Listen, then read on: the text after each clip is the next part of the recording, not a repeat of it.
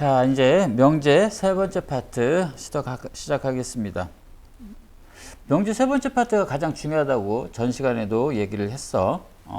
굉장히 중요하다. 왜요? 앞에서 얘기한 것은 정말로 정의나 이런 것들을 얘기했고, 지금 시험 범위에는 자주 나오지만 이제 이 과정이 지나고 나면 별로 많이 나오지 않지만 지금 이 시간에 하는 것은 자주 나옵니다. 또는 자주 씁니다. 그렇기 때문에 잘 알아야 되겠니? 잘 알아야 되지, 당연히. 그죠? 자, 시작하도록 할게. 자, 이제 또 새로운 용어가 하나 나왔어. 여기라는 말이 하나 나왔고, 대우라는 말이 하나가 또 나와. 옛날에는 이라고 하는 것까지 배웠는데 지금은 안 써요. 아, 그럼 역하고 대우가 뭐죠? 라는 거야. 명제가 P이면 Q이다가 명제라고 했을 때 역은 뭐야? 역은 뭐겠냐? 리버스겠지. 거꾸로. 그지? 그렇다면 뭐가 되겠냐? Q이면 P이다가 바로 이 명제에 대한 역입니다. 라고 얘기를 한다는 거고. 그럼 대우는요? 이게 중요합니다. 선생님은 어찌 보면 이 명제 파트를 하면서 이거가 가장 핵심이라고 봐. 왜? 시험 문제에서 많이 나오니까. 직접적으로 대우가 뭡니까? 라고 물어보는 게 아니라 실질적으로 문제를 풀 때 자꾸 대우를 활용해가지고 니네가 문제를 풀기 때문에 이 파트가 난 중요하다고 하는 거야. 근데 지금 얘기해봐. 별로 안 와닿지? 나중에 가봐. 선생님하고 계속 공부하다 보면 주구장창 나올 거야. 그만큼 많이 쓰이기 때문에, 그만큼 활용도가 있기 때문에 너희들한테 강조를 하는 거야. 오케이.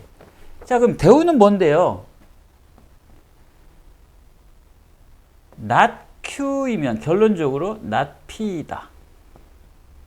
요게 바로 대우야. 왜 대우가 중요하냐? 이 명제가 참이면 얘도 참이고, 얘가 거짓이면 얘도 거짓이야. 즉, 이 명제에 대한 참거짓이 대우로 했을 때와 똑같다.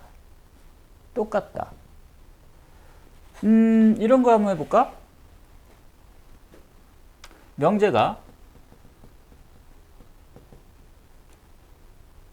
사람은 동물이다. 이거 참이야, 거짓이야? 아까 선생님 뭐라 그랬어? 참, 거짓은 무슨 관계로 따지라고? 포함 관계로 따지라고. 그러면 사람하고 동물하고 따지면 사람도 동물이기 때문에 포함 관계가 이렇게 되겠죠? 그러면 얘는 참이죠. 자, 명제는 뭐라 그랬어? not Q이면 not P다라고 그랬어. 그걸 그대로 따지면 동물이 아니면 사람이 아니다. 말이 좀 어렵지, 그죠? 동물이 아니면 사람이 아니다? 그거는 이 말로 따지면은 명확하게 맞다라는 걸 알 수 있지. 근데 이렇게 가도 맞는 얘기야. 동물이 아니면 사람이 아니야. 동물이 아닌 것은 일단은 사람이 아닌 거야. 맞잖아. 일단 동물이 돼야 사람인데 동물이 아니라고 했으면 사람도 안 될 수가 있다는 거지. 오케이? 그러니까 결론적으로 이 얘기나 똑같단 말이야. 이거는 마찬가지로 참이야. 자, 그런데 선생님이 지금 중요하다고 하는 거, 또는 앞으로도 선생님이 주구장창 많이 너네들한테 얘기할 거다라고 하면서 내가 중요하다고 했던 게 대우라고 그랬잖아. 그지? 무슨 얘기야? 이 얘기야. 이 말이 쉽니? 이 말이 쉽니? 이 말이 훨씬 쉽지. 이 말이 뭐야? 아니고 했으니까 어렵잖아. 그지? 그럼 어떻게 하라고? 그게 참인지 거짓인지, 또는 그거 갖고 똑같은 말이 뭔지. 얘랑은 똑같은 말인 거야. 어찌 보면 참은 참이고 거짓은 거짓이라는 얘기는 뭐 좀 전문적인 용어로 동치다라고 얘기하지만 그것까지는 뭐 안 넘어가더라도 일단은 이 말하고 이 말은 같은 말인 거야. 같은 말인 거야. 별명이 짱구라고 하는 애가 있고 이름이 홍길동이라고 했어. 그러면 짱구나 홍길동이나 같단 말이야. 그러니까 짱구라고 얘기하면 니네들이 홍길동으로 알아들으면 되는 거 아니야? 그것처럼 이렇게 표현되어 있으면 이게 무슨 말인지 잘 모르겠네? 그럼 바꿔보란 말이야, 이렇게. 즉 특히나 이런 부정적인 말들이 나왔을 경우에는 뭐가 아니다 그러면 그것보다는 기다 맞다 이게 낫지 않겠냐? 그래서 요 말하고 요 말은 같은 말이기 때문에 이게 무슨 말인지 모를 때는 이걸로 봐라. 그게 바로 대우를 활용하는 방법이다 라는 거야. 이게 가장 큰 키포인트야. 하나 예를 들어주면 이런 거다.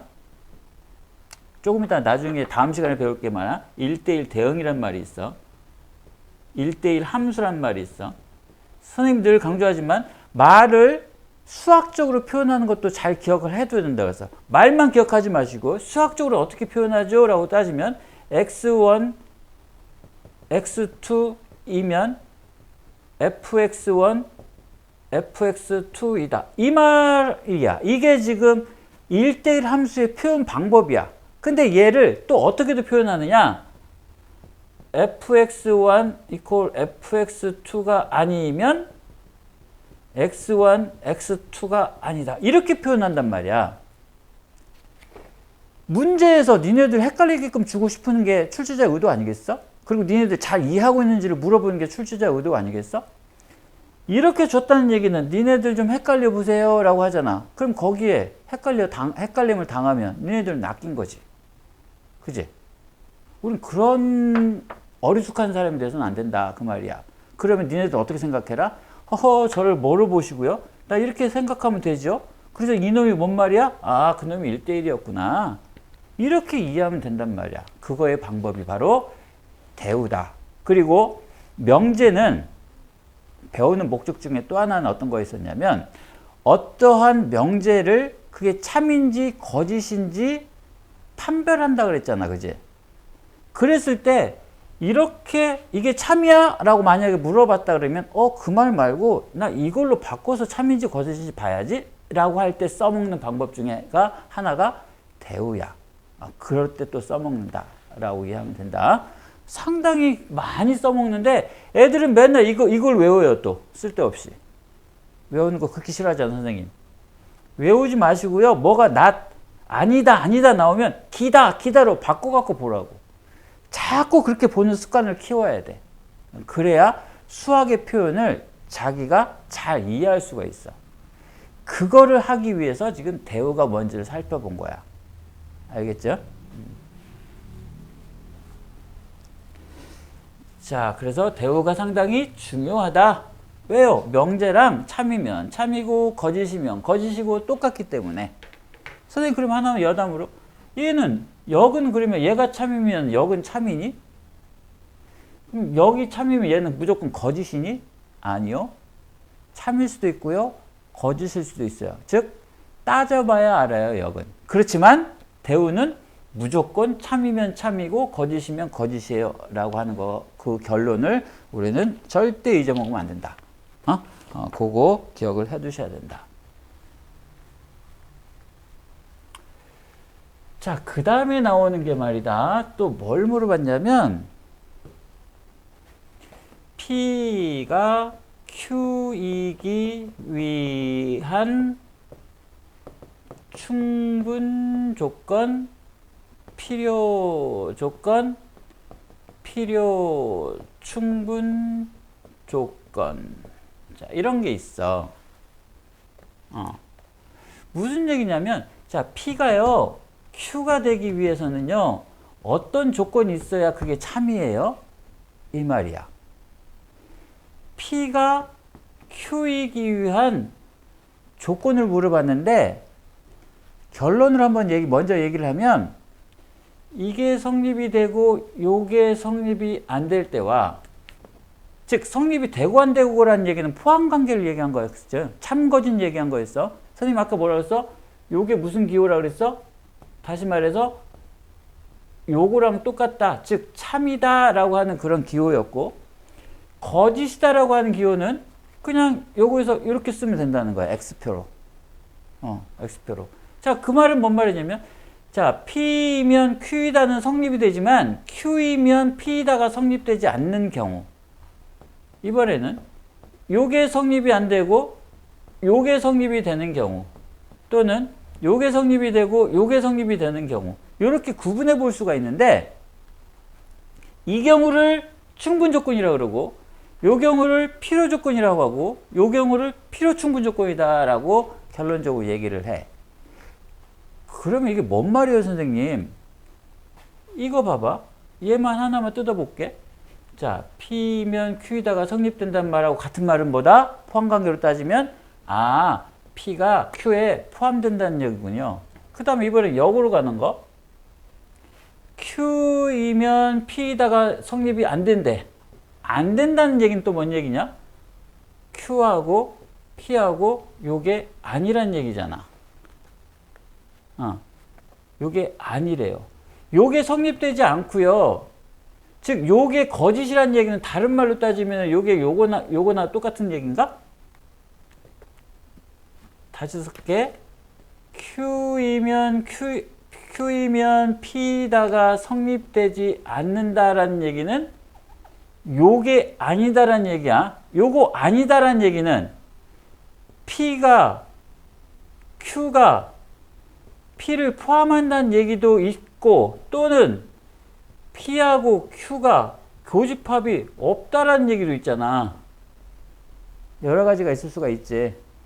자, 그런 경우니까 다시 간략하게 얘기하면 이 관계가 성립이 되면, 즉 작은 놈이 큰 놈으로 가기 위해서는 충분하잖아. 그지? 뛰어들기 충분하잖아. 그죠? 그래서 작은 놈하고 큰 놈이 이 관계로 성립이 되어 있으면 우리가 충분 조건이 얘기하고, 거꾸로 이렇게 포함이 되어 있으면 큰 놈이 작은 놈으로 넘어가기 위해서는 무슨 조건이 필요하다, 이렇게 생각해도 돼. 그래서 이걸 보고 필요 조건이다 라고 해요. 즉, 요 경우를 우리가 필요 조건이다. 어떻게? P가 Q이기 위한 조건에서, P가 Q이기 위한 조건에서 충분 조건은 Q가 P를 포함하는 경우고, 필요 조건은 P가 Q를 포함하는 조건일 때는 우리가 필요 조건이다. 참거진 얘기하는 게 아니다. 얘가 되기 위해 무슨 조건이 필요한 거냐라고 하는 거지, 지금 참거진 얘기한 거 아니야? 그렇지만 요 얘기는 이게 이쪽으로 되기 위해서는 참이고 거짓인 이 경우가 충분 조건이라고 얘기를 하는 거고, 이 경우를 필요 조건이라고 얘기하는 거지, 이 자체가 참이다 거짓이다 얘기한 거는 아니다. P가 Q이기 위한 조건을 물어본 거다. 둘 다 되는 경우는, 즉 P하고 Q하고 같은 거야. 이럴 경우는 필요 충분 조건이다 라고 이름을 불러준다. 그런 거 하나 더 기억을 해 주십사. 즉 포함관계로 충분 조건, 필요 조건, 필요 충분 조건을 따진다. 방법은 이렇게 따지는 방법도 있지만 이 경우보다는 포함관계를 가지고서 우리가 충분 조건, 필요 충분 조건을 구분할 수 있어야 된다. 두 가지 방법이 있지만 요거를 선택해라. 알겠니? 자, 여기까지 지금 얘기를 했는데, 그러면 우리가 명제의 또 근본적인 목적이 뭐였어? 뭔가 증명하는 거였었어. 증명하는 거. 증명하는 거. 자, 증명하는 거에 방법이 두 가지 있어. 아까 선생님이 뭐라 그랬냐? 대우 얘기하면서. 증명하는 방법은, 어떤 명제를 증명하는 방법은, 첫 번째, 대우를 활용하는 방법이 있고, 두 번째, 이제 조금 어려운 용어인데, 귀류법이라고 하는 방법이 있어. 우리 시험 문제에 증명하라는 문제는 잘 안 나와. 물론 서술형 같은 데 일부 나올 수 있지만 안 나와. 그런데 왜 배워요? 얘네들을 증명을 쭉 하다가 가운데 이렇게 블랭크를 이렇게 넣어. 그러면 니네들이 뭐야? 증명은 뭐겠냐? 사람들한테 이 명제가 참이거나 또는 거짓인 거를 설득하려고 하는 거야. 과정이. 그러면 논리를 가지고서 전개해 나가야 되겠지? 내가 너한테 뭘 설득하려면 여기서부터 차근차근 이렇게 설명해 나가면서 나가는 거 아니겠어? 그 다음에 길어 안 길어? 길어. 그거를 통째로 물어보기는 어려워. 그래서 내가 쭉 가다가 일부분을 빼버려. 그래 놓고 그 다음에 이렇게 블랭크를 넣어놔. 그럼 여기에 들어갈 게 뭐야? 라고 물어보는 정도의 문제들이 대부분이다. 그리고 이렇게 물어보는 것은 아까 얘기한 것처럼 논리적으로 잘 따라오고 있나? 문제 해결 능력에서 이런 걸 해결할 수 있나? 라고 물어보기 때문에 이 명제 파트에서 블랭크 문제가 주를 이루더라 라는 것도 하나 기억을 해둬야 돼. 그래서 무슨 얘기냐? 자, 대우는 아까 선생님이 얘기했잖아. 명제 자체가 몰라. 뭔 말인지 예를 들어 볼게. x, y가 0이 아니면 x가 0이 아니고 y가 0이 아니다. 얘 참고지수 한번 한번 증명해 보래. 그러면 아까 선생님 뭐라고 그랬어? 대우의 가장 근본적인 목적. 아이고 아니고 나왔으니까 이게 뭔 말이야. 아이고, 복잡해 죽겠네. 일단은 대우를 바꿔. 이거이면 이게 P이고 조건. 이게 결론이었잖아. Q. P이면 Q다를 했었으니까 not P, not Q이면 not P다를 쓰면 되는 거죠. 자, 이놈의 not을 붙인 거야. 그러면 X가 0 이고니까 또는으로 바뀌는 거죠. 이고의 부정은 또는이니까. 또는의 부정은 이고고. X는 0 또는 Y가 0이면 XY가 0이다. 느낌이 다르지 않냐? 그죠? 이렇게 되는 명제와 이렇게 되는 명제를 보면 다르잖아. 그죠? 이게 훨씬 쉽잖아. 그럼 봐봐, 이제 이 말은 되면 이 말이 되니? 맞죠? 둘 중에 하나만 0이 되면 0이 되는 거니까 이거 당연히 맞는 얘기 아니야? 그래서 얘도 T입니다. 그래서 대우를 이렇게 활용하는 거예요. 그게 바로 대우를 이용한 증명법이야. 그 다음에 이제 규류법을 이용한 증명법이 있어. 이건 어떤 방법이냐? 부정을 해버리네. 부정을 해버리는 거야. 즉 명제를 부정해버리는 거야. 그래서 어떤 모순점이 나타나면 그럼 명제가 맞네. 이렇게 찾는 거야. 무슨 얘기야? 명제를 부정해놓고 시작을 해. 그럼 명제를 부정했다는 얘기는 거짓이라고 보고 시작하는 거잖아.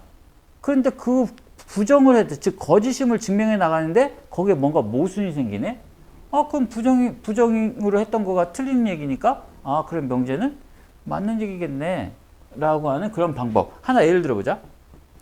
자, 두 실수 A, B에 대해서 A 더하기 B가 음이면 A, B 중 적어도 하나는 음수이다. 이거라고 지금 가정을 한 거야.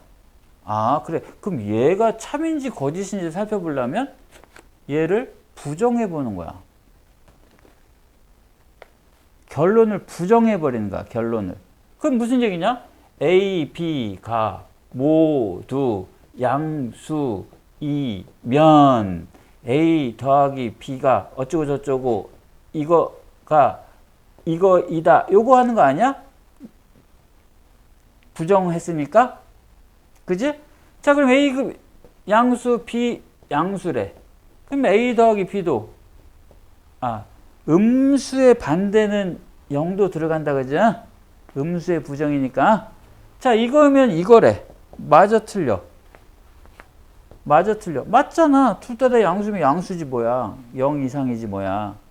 맞는 얘기잖아. 즉 결론을 부정해 놓고 논리를 찾아 나갔더니 문제가 없네요. 그죠? 음이 아닌 실수라고 했으니까. 자, 요 놈을 음수라고 했는데 음이 아닌 실수라고 했으니까 요렇게 바꿔놓고 이거를 가정하고 두 개를 더하면 양수잖아. 근데 문제가 뭐였어? 이거냐라고 물어봤잖아. 이거냐고. 결론이 이게 나왔느냐 그 말이야. 안 나왔잖아요. 양수잖아요. 그러면 모두 양수가 아니라 적어도 하나가 음수다라고 하는 결론을 낼 수가 있는 거다. 즉 부정했더니 모순이 생겼네. 그러면 맞는 얘기야. 그 얘기는 그렇게 따져나가는 겁니다. 자, 마지막으로 절대부등식이라는 게 하나가 있는데, 자, 이 파트는 결론적으로 얘기하면 부등식을 좀 잘 이해를 해줘야 되는데, 선생님이 여기에 왜 명제의 절대부등식이 나왔지? 라고 의문을 가질 수 있는데, 왜 절대부등식이 명제 파트에 나왔느냐면 방금 증명했잖아, 그죠? 어떤 방법으로? 대우나 규류법으로 증명했잖아. 증명해서 나오는 어떤 결론이 우리 계산할 때 너무 많이 쓰여. 너무 많이 쓰여. 그러니 명제 파트에다가 증명하는 과정은 일단은 생략하더라도 이걸 통해서 나오는 결론들이 있는데, 특히나가 절대부등식이 있는데 이거 앞으로 쓸 거니까 이 파트에서 이런 과정을 한번 거쳐보고 여기서 나온 결론을 앞으로는 많이 써.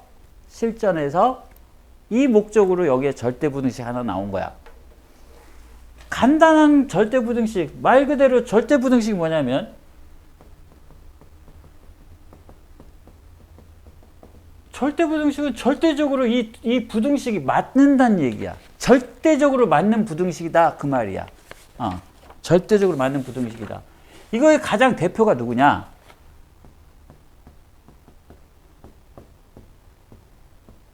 너무나도 중요한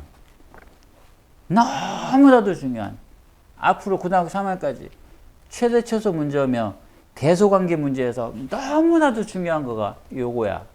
얘를 우리가 산술평균이다 라고 얘기를 하고 얘를 기하평균이다 라고 얘기를 해. 즉 이거는 우리 흔히 말하는 뭐지? 니네 뭐 예를 들어 수학 점수 평균 내듯이 도수로 나누는 거잖아. 흔히 말하는 평균 구하는 거.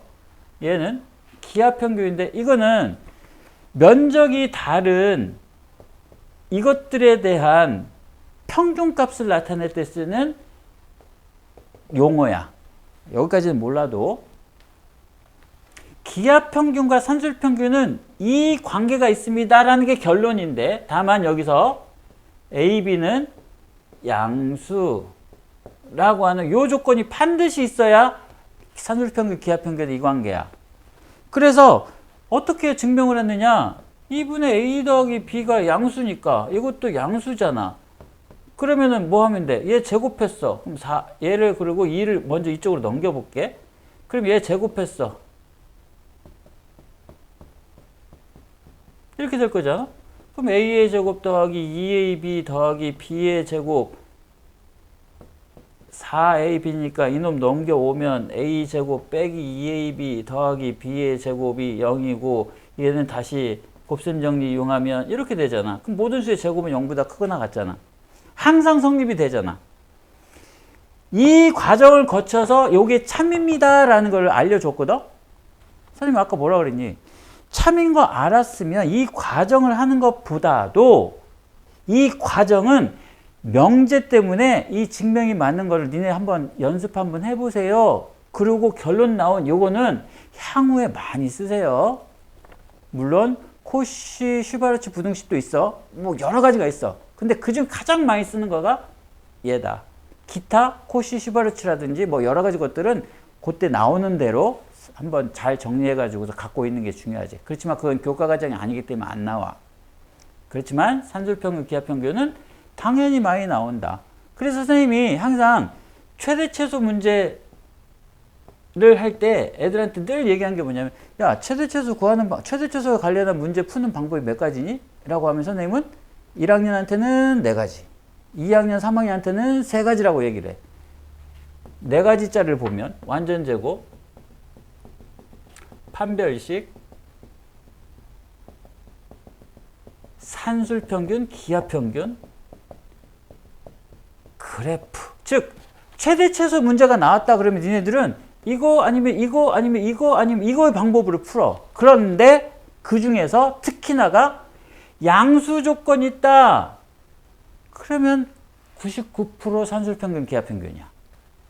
최대 최소 문제를 풀 때 최대쳐서 문제를 풀 때 양수 조건이 있다 그러면 이 네 가지 중에서 99%는 얘로 풀어. 그만큼 많이 써. 그렇기 때문에 이러한 절대분등식의 좀 몇 가지 패턴들은 좀 반드시 기억을 좀 해줘라. 그거를 실질적으로 많이 쓸 거니까. 알겠죠? 오케이. 자, 여기까지 명제를 살펴봤고, 자, 그러면 지금 우리가 명제에서 뭐를 배웠었느냐면, 용어 정리했었지. 다시 한번 정리하면, 명제 뭐라 그랬어? 명제요, 참과 거짓 구분할 수 있는 거예요. 조건은요,